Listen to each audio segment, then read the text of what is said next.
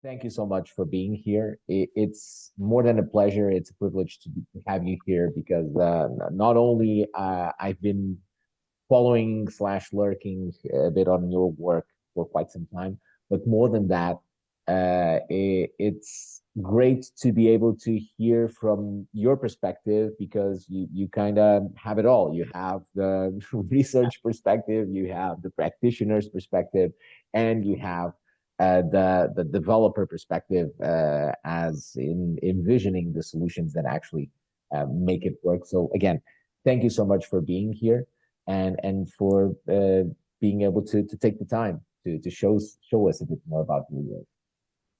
My pleasure, Luis. Thank you for having me and for the opportunity to explain about my work. And hello to everyone. So I wanted to make a first introduction of VR, AR, and mixed reality because I know there's a lot. Maybe the people that are connected now, they already know about it. But just in case people, normally when I go to a medical congress, they are not very aware of what is virtual reality in general, but especially now we have so many different names: virtual reality, augmented reality, mixed reality. This is just a little bit of overview to see the differences. When we put on a headset and we enter this new environment, which normally are called virtual reality, we have these other uh, modalities, that is the augmented or mixed. The difference here is whether you see or not the conventional reality, let's call it like that, or the real environment where we're standing, because it's when you put the headset and you disconnect the external cameras and you're not seeing anymore the real life environment, you are fully immersed and everything you see and touch is virtual. But if you are still using the external cameras in the headset, you still can see the real room and you see the virtual elements or objects overlaid or augmenting this experience. That's why it's called augmented reality. And the mixed reality is when you have an interaction between the virtual reality objects and the real life objects. For instance, let's go to next slide. Oh, okay. So everything together can be called extended reality. But this one, you can see here in the first one, you see people wearing the headsets. And as you can see, they are completely immersed because they are looking at the space or under the water and they are not there anymore in this kitchen, but they are seeing another environment.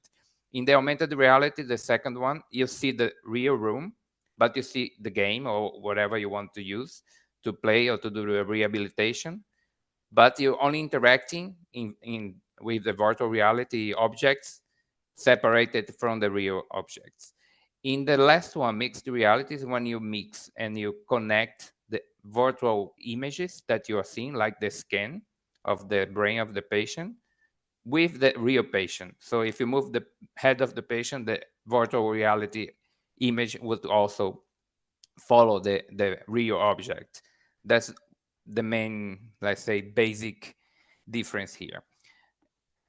And if we go to the next one, just to go through quickly, we can access the virtual reality in two ways: with the headsets or with a projected uh, digital content on the walls of a room, which is very helpful in older people, especially if they cannot tolerate the headset for any reason.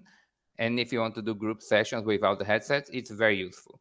It's called cave because it's like a cave, and you have in three walls and the ceiling and the floor the projected digital content, and it makes it more immersive than just seeing a small 2D screen. But if you have the headset, you have a lot more personalized experience. It's more rich and it's very easy to make interactions. And then with the headsets, you also have two ways of interacting. If you go to next slide, you can control the experience yourself, the person, the user that is using the headset, and you can do it with the controllers or with the hand tracking. So you don't have to use controllers, but you're still using the hand, which is very intuitive and very easy for the patients, especially if they never used VR before. Also, you can control it outside.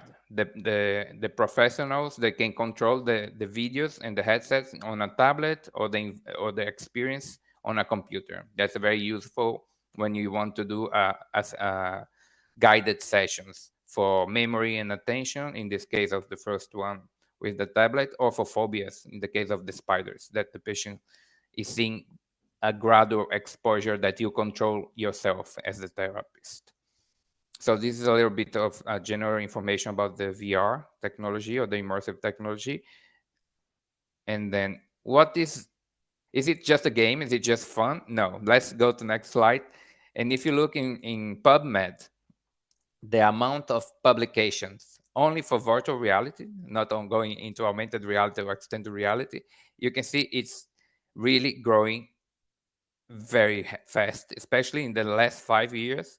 It's already double the amount of publications than the previous 5 years period, which means there is a lot of information already published, peer reviewed, that you can access and really check before you decide to use it, or to see if there is enough scientific evidence that what you want to do with this technology has been proved efficient or not. Because of course it's not the panacea, it's just one tool that can enhance a lot of interventions, but it's not for everything. It's not just like you can use it for education. Yes, it's very good for education because you get the attention of the students, you get the external distractions, and you can enhance the teaching with 3D elements. But if you want to have something simple that you want to get a lot of people to learn, you're not going to use it virtual reality, because you're going to need the headsets.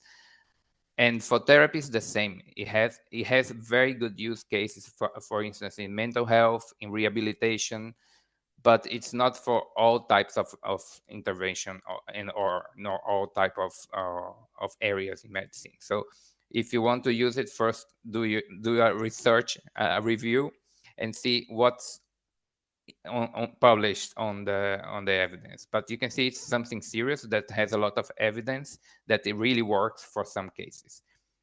So let's go for next one.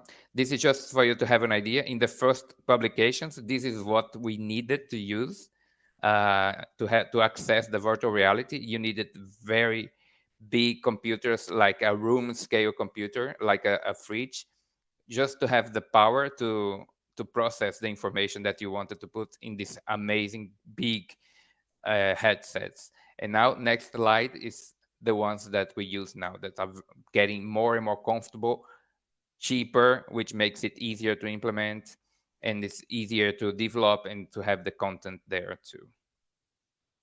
And that's a little bit of a review of about that.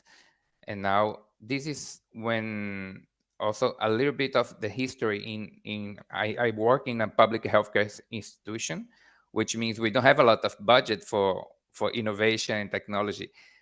And it's very important to go slowly, also because you want it to be implemented and used by the professionals. And we know that in healthcare we have a lot of resistance for technology, any kind of technology, by nurses and doctors mostly. So if you want them to use it, you have to really show them it works well, and it's just a new gadget that's going to make more trouble than anything else. So in our experience, it was important to start with the first project back in 2021 that's called Project Benestar, or Wellbeing. It was focusing on the burnout of healthcare professionals. It was an educational program, 8 sessions inside the headset, very easy to use, 10 to 15-minute sessions. They just put on the headsets and they have the session for learning new techniques to manage his stress, basically. And after they did that, we had the first pilot during 2 years. The same professionals that have used themselves in first person, the headset and the technology, they came back with ideas of how to use VR for their own patients.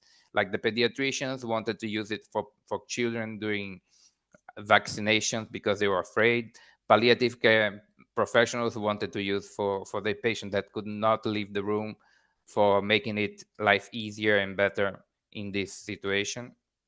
So I think the secret here for having it really implemented is that the use cases are, and the demand is coming from the end user, the professionals, and that's when we evaluate whether it's a potential effective use case or not, and if it is, we can start developing the idea. And I will use it for all these other areas, but today we're going to be talking about the cognitive rehabilitation that we Yeah, finally but get in but there. this is really really interesting, and I guess that some of our audience might be also engaged, and they identify with the need to implement and to overcome the challenges of implementing within an organization. So you have a lot of experience in going or implementing pilots that then afterwards can and are used by the practitioners. So I have like a quick question. What do you feel like are the main challenges that need to be overcome by anyone trying to implement VR in an organization uh, that you felt throughout all of these projects? And what would be your two main recommendation for anyone going in and starting to apply VR Mm. in their own process? Well, it's very important to have a very good technical support. In the case of our experience, it's easier. Let's say we have this advantage that I'm the main researcher, medical manager, project manager, but I'm also a VR developer, so I have a lot of experience with the technology. Otherwise, it would have someone there available for the professionals to solve any problem, because the biggest challenge is to teach the professionals to use the technology. I would say, to make them feel comfortable using it, because it's not like a computer that you turn on and it's there. Even the computers give problems sometimes depending on the applications. But with the VR headset, you have extra things that you have to set up when you want to use, like the physical safety area, and if you want to center the view of the application or the game or the video in the right position where the patient is looking at, whether they're sitting, whether they lying on a bed. So all these little details, you need time to train them, and you have to do it gradually. I think the gradual exposure to VR is very important for the professionals. And it's always better to start using themselves first and get comfortable with this new tool, because it's a tool that they're going to be using in the future during the treatments with the patients. Because otherwise, after you finish your pilot, it's not going to be used anymore. So we have to get out of this barrier of piloting and die at the end of the pilot. That happens a lot of startups. I have a lot of friends that do a lot of development in startups, and they collaborate with the professionals in medical centers. They do the pilot, and after the pilot's done, the headset is inside a drawer and it's not being used, and it's very frustrating.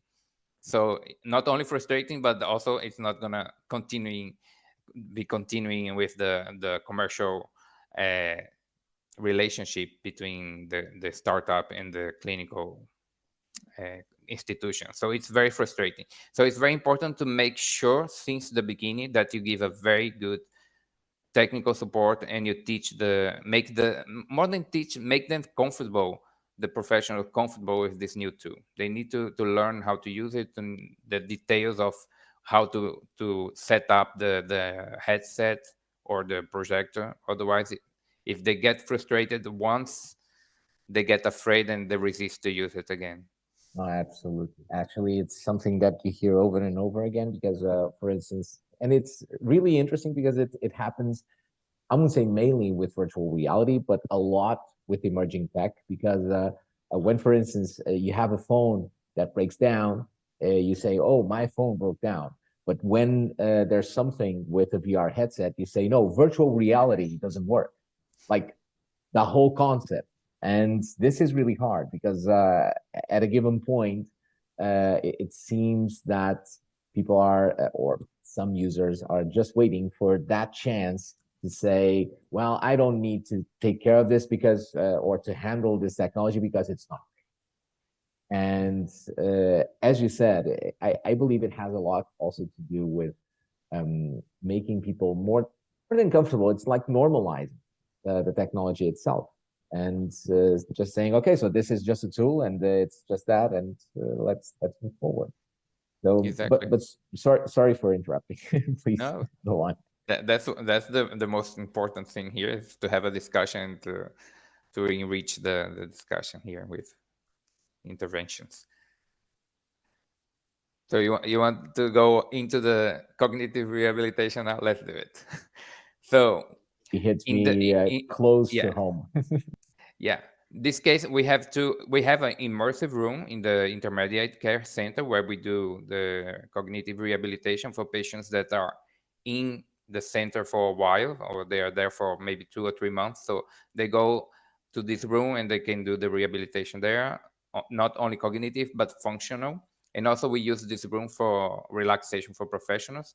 But the one that we be talking about today's next slide is with the headsets. We did this pilot that we have already published, and it's a dual system that we use. We use 360-degree immersive videos for group sessions that are guided by the therapist with the tablet, so they all see the same video at the same time in the shared experience. And then the therapist is guiding the attention to elements in the video, so they are also training the attention and the memory, because then after the video she asks questions about the video, what they see, how many bicycles, what colors.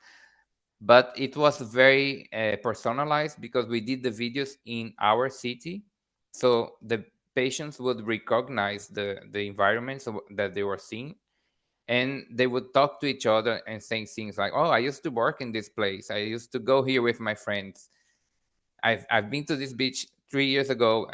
It's very interesting because we didn't expect to have it as a social experience or a social interactive experience, because they were wearing headsets. We were a little bit concerned about that, because these are people that come from their places, from their homes to the center 2 or 3 days per week to do the cognitive rehabilitation, and we adding this immersive technology to it. So when they are doing the exercise, normally they are in front of a computer screen doing their own exercise, memory exercises mostly, but they're not talking to each other. They are not really interacting to each other. And when we put the headset with our, they're going to be even more isolated because they are not going to see each other in the video. But it was really amazing to see how interactive it was. Just because they were seeing the same video at the same time, they were sharing the experience of the past life, well, the normal life, the past years in the city. It was very enriching for them, because this is very good for stimulating memory, of course.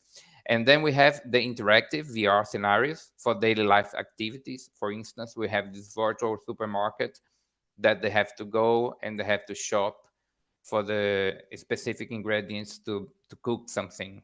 And then they have to go to the kitchen, they have to order the steps of the recipe, things like that.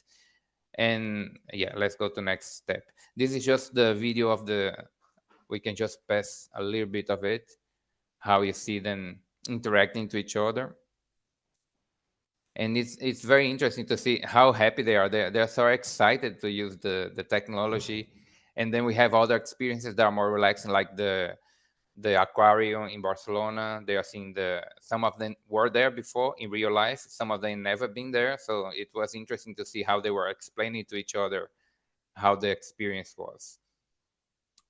And next one is the just the videos of the city that we recorded. Some videos are static, which means the camera is in the same place, and then there are things happening around and buses going by and they have to focus their attention. And other, the camera is moving along the street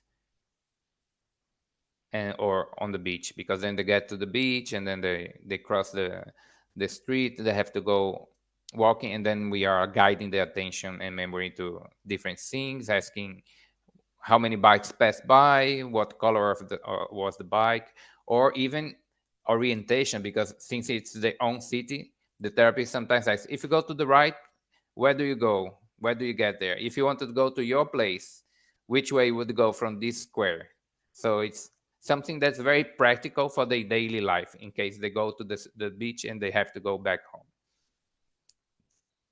And we also did a very gradual exposure for the patients with the interactive. We start then with augmented reality. As I said, they can see the room, but they see the virtual elements, because then they learn how to interact with the hand tracking, with the virtual objects, but they still feel safe because they are seeing the room. First, they are sitting, then they are standing. They are doing this gradual exposure to learn how to use VR safely, which is a very big concern, especially if seniors. And then after that, in next slide, you go to the virtual supermarket, which is virtual reality. So they don't see the room anymore. They are immersed in this new environment, and they have to select the items. They have to pay the correct amount. Then they go to the kitchen. They have to order the steps of the recipe.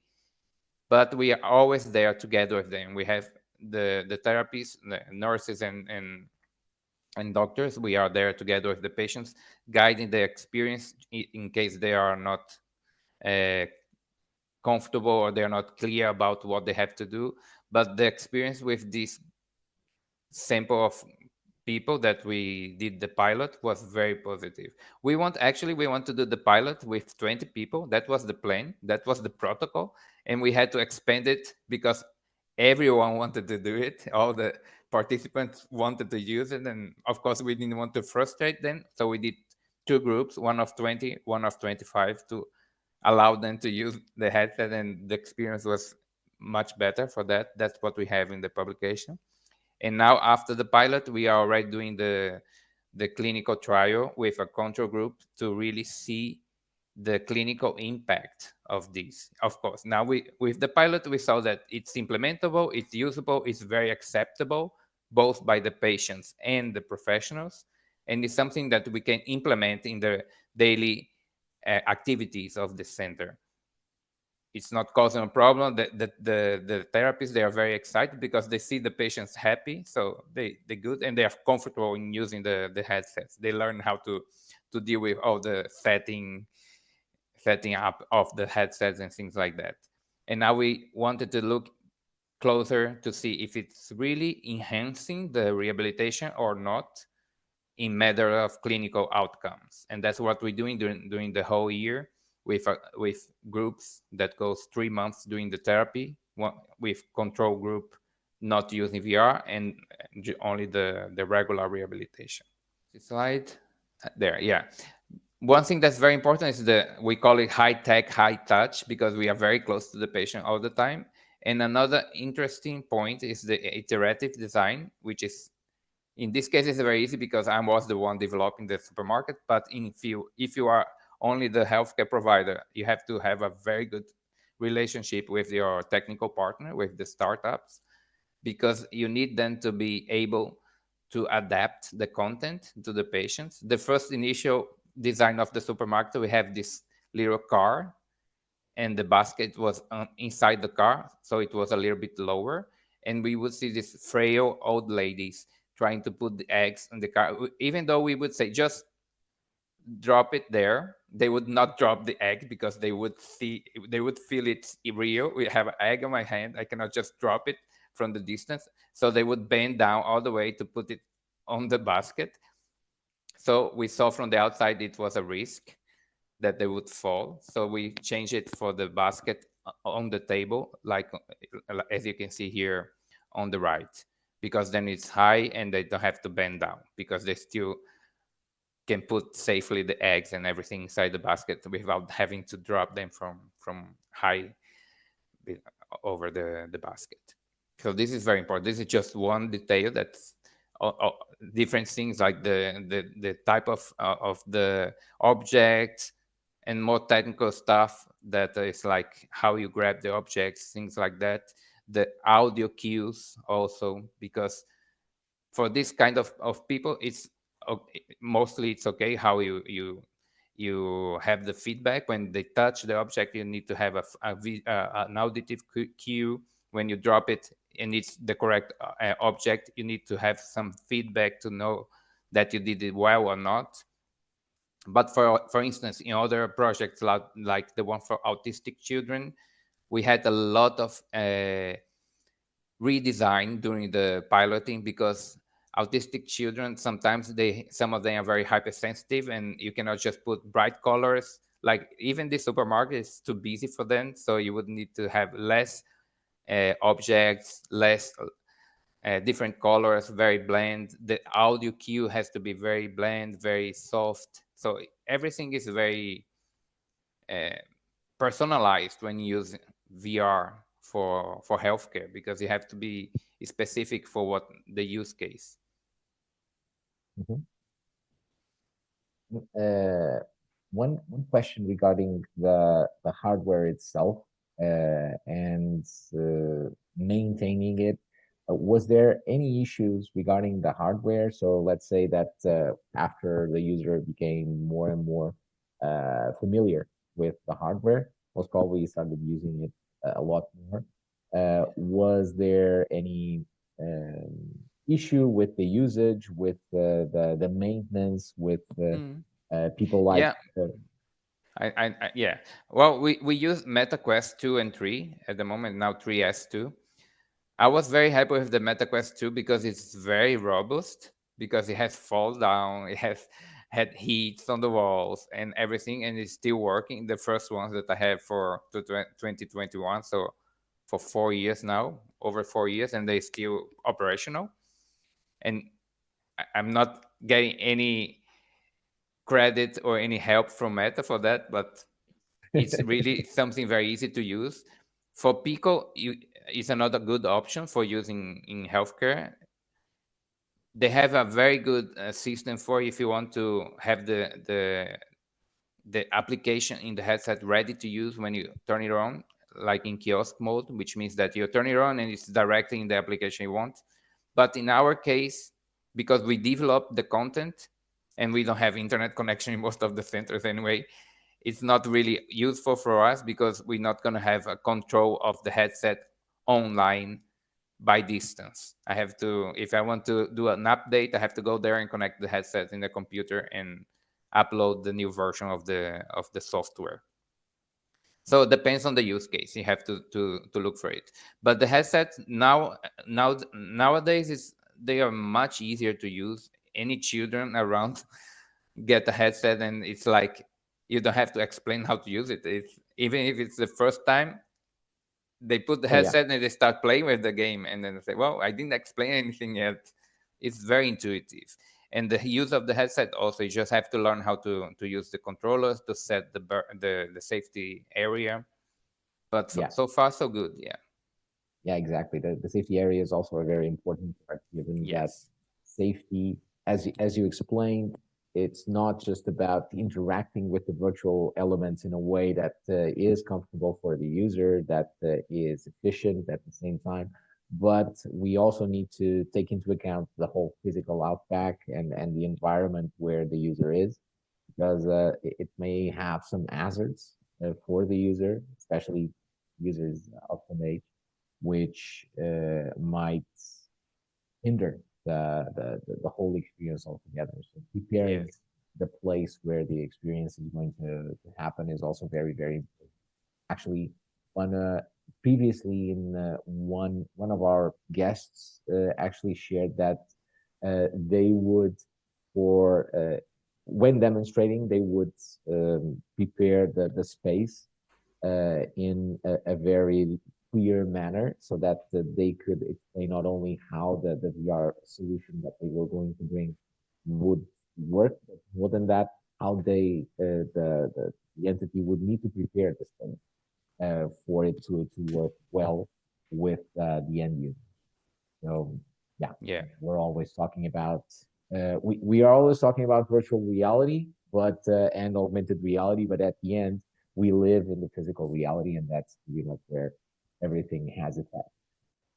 Yeah, well, no, no, that's some. You made me think about something. Yeah, we live in the world, in the in the conventional reality. That's how I like to call it now. Like it's difficult to find the proper word, but of course, it's not like we going to to change the way we do things. It's not a substitution. It's not whether you do the conventional rehabilitation or the virtual rehabilitation. No, it's an extra tool that makes it more effective for some part of the rehabilitation. Like, for instance, the one big project that we have for chronic pain.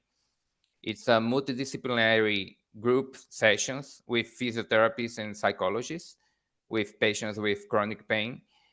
But the VR here is not the therapy. The VR is just a tool that the professionals use to enhance the intervention. The psychologists, they have 1.5 hour of session, and they use the VR for 20 minutes to end with this guided meditation that has this 3D animation illustrating the technique that they want the patients to learn, because it's much easier if you see it and then it's in your memory forever, because you live in this situation that you want to learn. You don't have to make them imagine mindfulness techniques, for instance. And the physiotherapists, they use the VR. They first explain how to move well, how to deal with the pain, how to be aware of the postures. They do a lot of exercise without VR, and then they do the VR just to engage the patients and to distract them from the fear of movement. So it's an extra tool that makes the intervention or the therapy more effective. But it's not one thing or the other, it's both. It's something extra that you can give to the therapist as an extra tool, and to the patient as something engaging and interesting to you to be used. Yeah. No, absolutely. That's really an important part, and it's really interesting to see how, for instance, AI already crossed that threshold, and right now people are not freaked out, although there are still like the fears of Terminator scenarios coming in. But that doesn't prevent people from actually using the tools itself. But whereas in virtual reality, there's this pre-concept that we're always trying to replace the physical or conventional reality, as you said, with something else. And again, it's not at all like that. It's not a religion of escapism, virtual reality. It's just another tool that can Exactly. be you can use perception, that can use the senses, that can use well, pretty much our human equipment Yeah. to better address specific issues, and in this case, cognitive rehabilitation, which is yeah, very well amazing. I don't know if we have time to go to the last slides. Just quick. This was the results. If anyone wants to check the publication of the pilot, you have the link there and the barcode if you want to scan. But the average usability scale was very high from both the heads, the patients and the professionals. But you can check the publication later. Let's not go into that. Next slide is the clinical preliminary. Of course, the pilot was only 2 weeks, so you cannot expect any cognitive rehabilitation to really make a clinical impact in 2 weeks. It would be magic.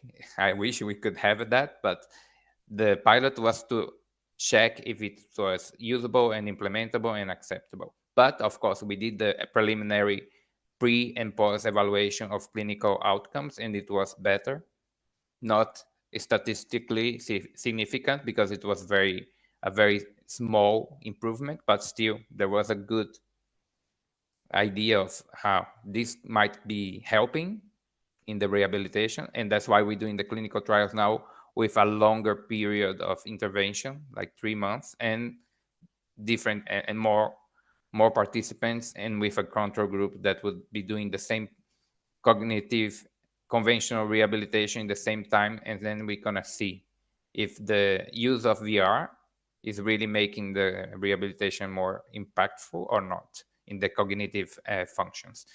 Let's see, next year we're going to be having the results. And then after that, just the main challenges. Of course, for medical institutions, especially if you're in the public healthcare system, you have the budget constraint. Then the safety is very important, and the familiarity with technology. I think we have covered a little bit all of them. Let's go to next slide. The budget constraint, we have worked with a lot of collaborations. One big part of my work now, since I'm the project manager, I have to look for grants, donations, research projects that would get me some budget to buy headsets or to get a collaboration with startups that would help us with the development of the content, like recording the VR videos and having them working properly. So we've been lucky enough to have a lot of amazing partners that helped us in this. Now with the clinical trial, we're using the reality telling videos, and we're using the virtual leap from Enhanced VR. That is a new very strong partner that we have now that are allowing us to use the platform during the trial. So it helps us because otherwise we would not have the access. And the clinical trial is also adding these extra exercises with this application. After that, next slide is about the concerns where well, I talked about that it's very important to do a gradual implementation and for both the professionals and the patients to get used to the technology. And one thing that is interesting for group sessions, if you're doing physical therapy, augmented reality is much safer because everyone can see each other in the room. So they're not going to be colliding with the walls, especially if you're moving around. But of course, for some things, you want to be immersed. Like in the supermarket, you want them to feel like they are in the supermarket shopping. So you have to be more aware and more careful with these patients during these sessions. And the third one was the next slide, the user familiarity. As you can see, there are always someone together with the patient when they're using the headsets, which is the high-tech, high-touch idea. And you have to explain before you put the headset on someone, you have to explain what they're going to see on it and how to interact with the object, if they have to pinch, if they have to grab, a lot of details that with the familiarity, it's easier to use. Of course, otherwise they get astonished astonished in when they put on the headset and they get like, what's happening here? They confused and they don't know how to do the exercise. It's very important to simplify the interaction, the mostly with seniors or children. Or children now, they are very easy with technology, but seniors, of course, you're not gonna put these controllers with 5 buttons in their hands. They get very confused because they don't know which button to use, or if they touch in the button or the virtual object. So the hand tracking is something that helps a lot with this interaction, and always being able to adapt. And in conclusion, for in our experience was very engaging, very satisfactory. The seniors were really happy and they were comfortable. For the cyber sickness, which is the biggest concern, I think, when you use VR, in general, we have normally in the literature, we have about 10% of people having cyber sickness when they use VR. But because we did this gradual adaptation with augmented reality before you doing their interaction in virtual reality, we only had 5% of in the pilot, which means one person each group, one in 20, one in 25, that had cyber sickness. And even though it's interesting because both of them, they tried and tried and tried because they wanted to do, they were frustrated that they could not do it because everybody else was doing, and say, wow, why did it have to be me to have this cyber sickness? I wanted to do the exercise. But one of them were this male that he was very frustrated. He did 6 sessions, and every time he had to stop because he was dizzy.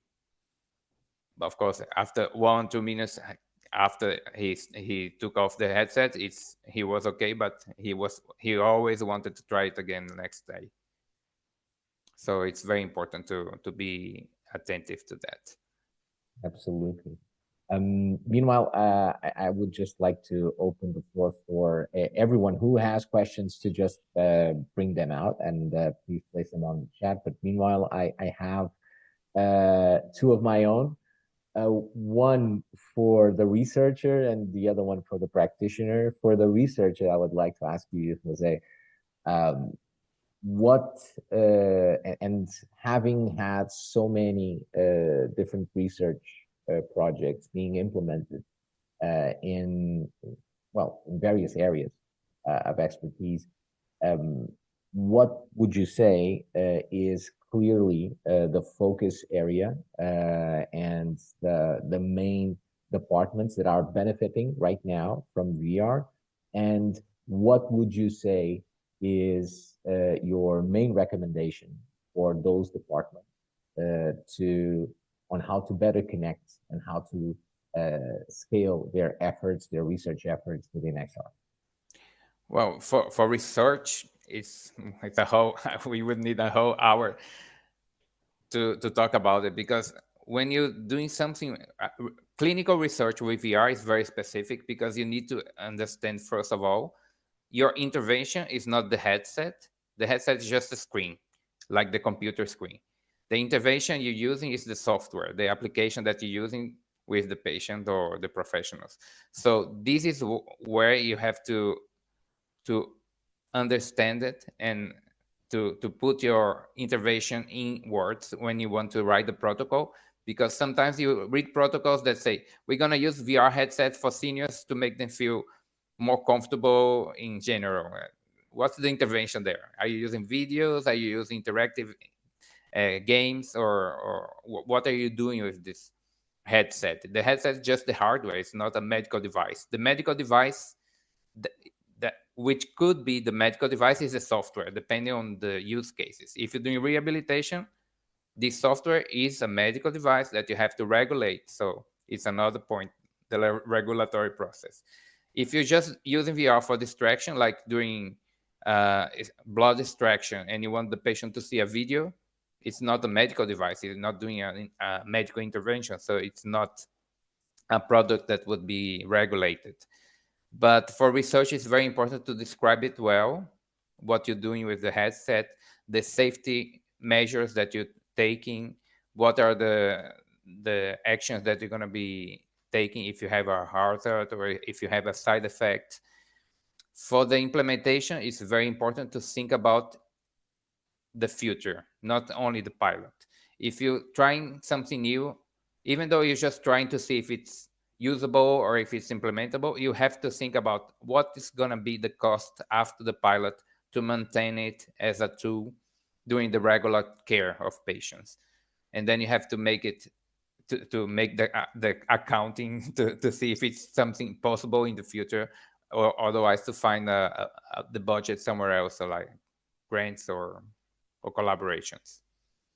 The, now for the practitioner, uh, again, you benefited and allowed other colleagues to benefit directly from XR and demonstrated how XR could bring in a lot of possibilities to several practices.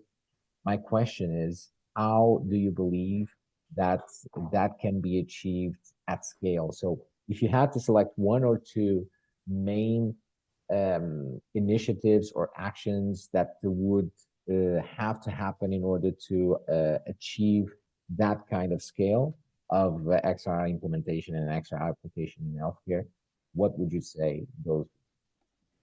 You have to set up your pilot from the start in a way that's going to be part of the normal activity of the service, I think. For instance, now we are going to start a new project for rehabilitation after a stroke.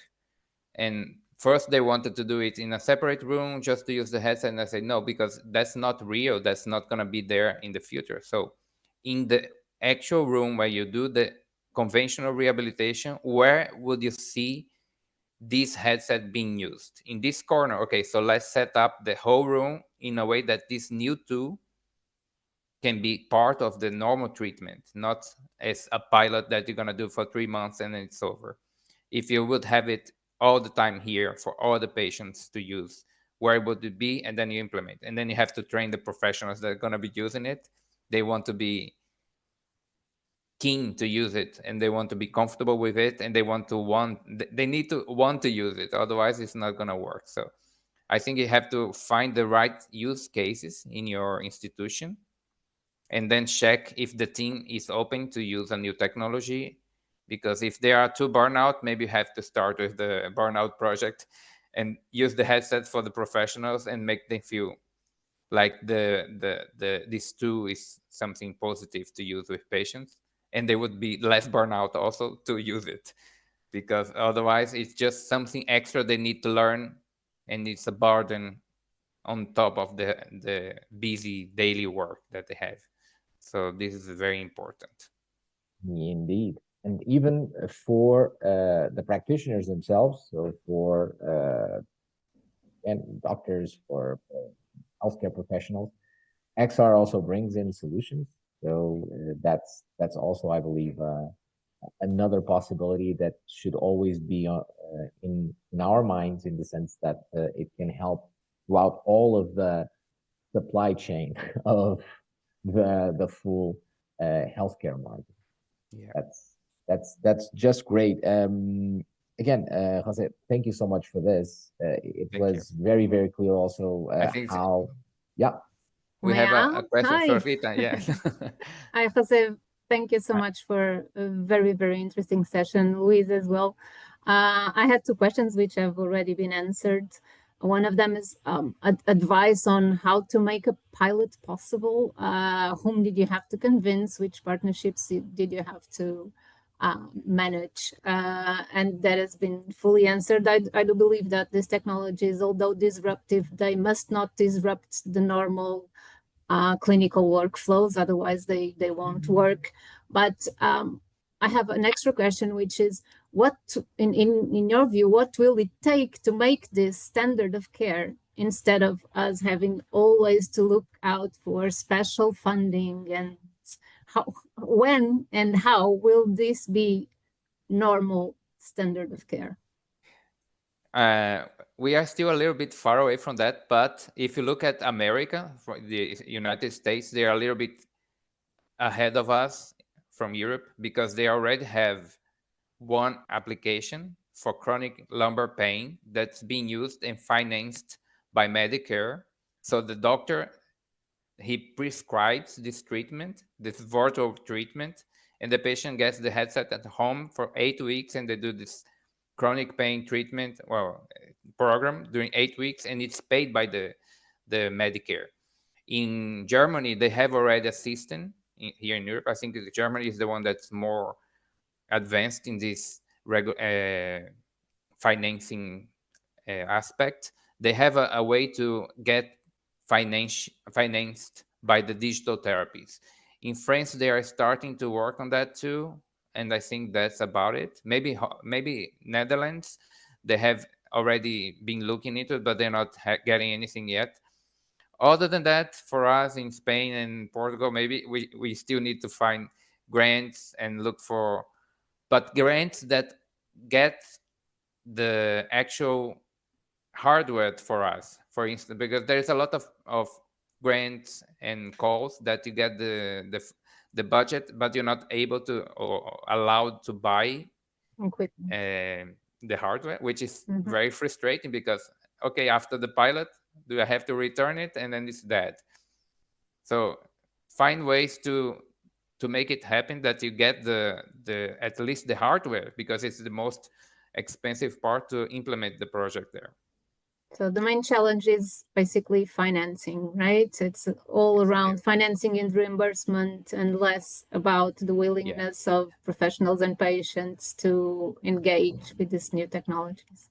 Thank Yeah, you so but much. then that goes hand in hand with the evidence. You need to build evidence. So you have to look for, if you're doing a research, you need to look for the other publications in the same line, and try to do the same type of protocol, or at least use the same outcome measures, so you can build on that body of evidence to make Okay. it more substantial, so you have a good argument to fight Super with good point. the. Yes. Yeah. Okay. Okay. Let's not innovate too much on the endpoints. Yeah, I know sometimes we want to adapt and create new scales that is handmade for our service, but then you cannot compare it to the other studies, so you're not really adding to the body of evidence. And we need to have everybody working together in the same line. There are some guidelines on that have been published. It's called XR rate XR, and this is a publication in JMIR. You can look for it, and it's really important to describe well what you're doing with VR in the protocol, so people can do the same protocol when they are doing the trial. Thank you. You're welcome. Thank you. Can I jump in, Luis? Sure, go ahead. Sure. Thank you. So starting to thank you, Jose and Luis, for this wonderful session. I really enjoy this topic so much, and I have some questions, comments. Let's see how I can share my ideas. So to start, I'm very happy to see that the adoption is really high. Sometimes we face ourselves thinking about the adoption of technologies, devices, wearables, and so on within our settings or higher populations and stuff. But whether or not this is sometimes most in our heads rather than patient heads, and they are happy to share this experience with family and be engaged with this. And I think this is a problem that we will face less over time due to digital literacy.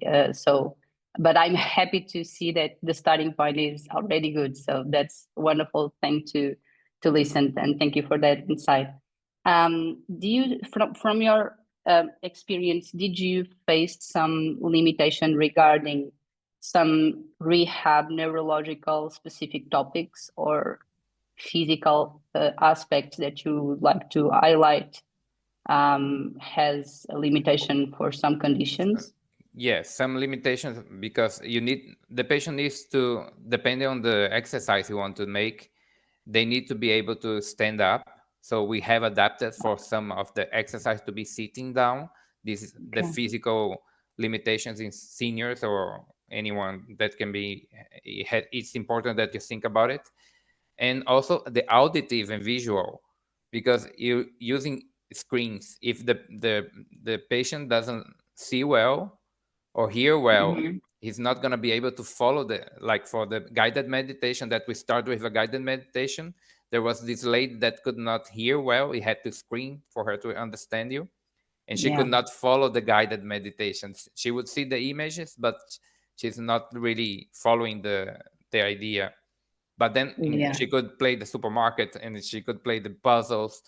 So you have to have a whole library of options that are adaptable, and to use which ones you're going to be possible to implement with different patients. Yeah. So, thank you for that. I was thinking right now, if sometimes a way to overcome that is that we can have like a disclaimer or something to the professional saying something that please be aware that the patient needs to be standing up or something like that, and of course, and making sure that everything goes well from the starting point. Other is already more or less discussed.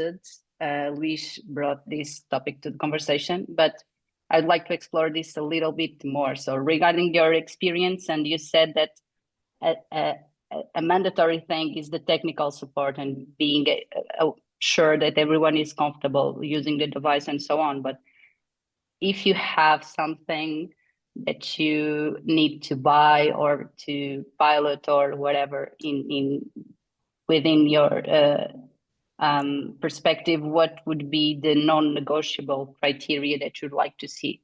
So it is what is the key point that you need to have there? Is clinical validation, is XR, is what matters the most for you to have that? Is the certification? Because somehow, and you touched that point, you can have a solution that it's not having a clear intervention, but as it is used in the clinical setting, whether or not if it is just a video, your door is not open if you don't have the certification. So that's kind of Yeah, something. it depends on the regulatory process is still something that has to improve a lot in Europe. In America, it's maybe easier and cheaper, basically, for the startup if they want to build up a project and get regulated. Here in Europe, it's a long and hard process for the companies to have the application regulated, but you have to start if you want to have an application that's definitely going to be a medical device because it's being used to treat something. Basically, that's the first question you have to ask. Yeah. Is the purpose of the use. If you're just using it to distract or to educate, it's not a medical treatment. So you can have anything that you are building already used, even though it's in a healthcare setting. It's not a treatment, so it's not a medical device. It doesn't need the regulatory. But if you use it to treat for instance, kinesiophobia, it's an exercise. Kinesiophobia is the fear of movement. If you use the distraction to treat this fear of phobia, you're using it as a treatment. So this has to be regulated as a medical device. So it's important to learn about the regulatory process and start your pilots since the beginning with the information that you're going to need in the end, because it's very specific. So you don't waste your time and energy and money doing the pilot and not getting the information you need when you're going to apply later on for the regulation. Yeah. Okay. Thank you for that. And my two final comments are not even questions, are simply comments that I would like to share with you all. Is that I think that one thing that I don't know. This is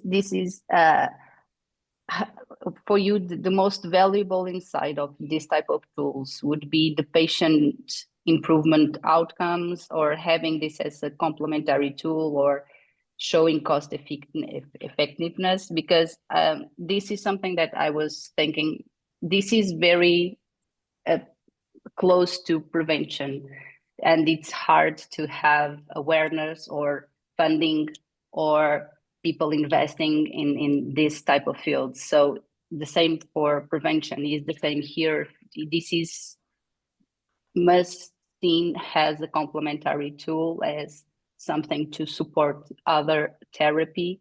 And what do you think in that perspective? What do you think that it's most attractive to share, to prove the technology, to prove this for VR XR? Do you think, as a medical perspective, that using this kind of approach, that we understand that this is support, this is something that is add to other therapy to increase the results, to enhance the patient experience, is a good approach to, trying to have this in a more, because I see real value here, but I don't know exactly how we can, attract and engage clinical and patient awareness, and maybe to avoid some barriers, this complementary tool approach could be something to attract their engage. What do you think? I think one of the best ways to do it is doing demo events. Yeah. Then the practitioners could try themselves the headset and the exercise or whatever you want to show them. And medical congress is a very good place yet to showcase. So I've been doing a lot of because of the research, I've been explaining the results, but after I do the first, or whether a poster or a presentation, the same congress, they asked me to come the next year, not to do results, but the live demo. Mhm. I just been last month in Lyon for the European Pain Society Federation Congress, and they asked me to be there the 3 days during the whole day doing demo in the booth of the federation, just for the clinicians to come and try the headset and do the exercises that we do with the patient. So I was not even explaining about the project so much as giving them the opportunity to try it for themselves, because immersive technology, virtual reality, is not something that you can really explain to anyone. You have to put on the headset and try it for yourself. Otherwise, you imagine that it's just like a big screen in front of you, and it's not Mhm. the same. Yeah, totally agreed. And thank you for that. And I promise, Luis, this is the last comment. So sorry, but I can't avoid to say that. So since regarding this, when you mentioned the non-statistical results, I would like to say, as previous researcher, that that's not always about the statistic result, because if you, and you are completely aware of that, this is not a matter of being statistically significant, is making the difference within each and every patient. And most of that, you are using scales that they're not being the same as before is already great. So and you didn't have there a group control. You have your pre and post intervention results, and you didn't have the control group there. But whether or not you are increasing that, making them same values over time is already great and excellent. So please don't say that has a negative point, okay? Thank you. And then Yeah, that's totally. I totally agree. Thank you very much. Thank you. Absolutely. Thank you, Patricia. Just also 2 cents on one topic that sometimes is a bit hidden. The value of the research that you, Jose, and several other colleagues are developing is really, really big, because at the end, we need evidence, as you shared, and having the quantitative evidence, having the numbers in, is really, really important. But the people that are hitting it right in the market are not sharing them, and duly so, because it's a competitive advantage, right? So in that sense, that's why it's so important for public research to be available, so that people start understanding why these kind of treatments really are impactful. And although we do have several consultancies and we do have like several overall results, that the level of granularity of the results that you can bring is so really important. That's why I believe this next stage of your research is so needed, and it will be so impactful. Meanwhile, we are well beyond our time. But it's our last it's our last episode of this first season, so I think we're allowed to. I'm even joking.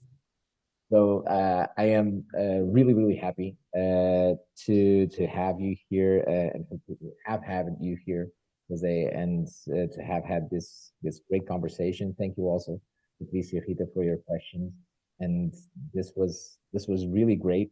I hope that everyone listening has now a better insight on how cognitive rehabilitation, but not only cognitive rehabilitation, but overall therapeutic processes within healthcare can be leveraged through XR, and also an insight or more insights on the challenges and potential solutions for these challenges in implementing these changes in the processes. So really looking forward to seeing the results of your research, Jose, and to everyone, thank you again so much for being here, and really looking forward to seeing you in our next iterations and next episodes following this.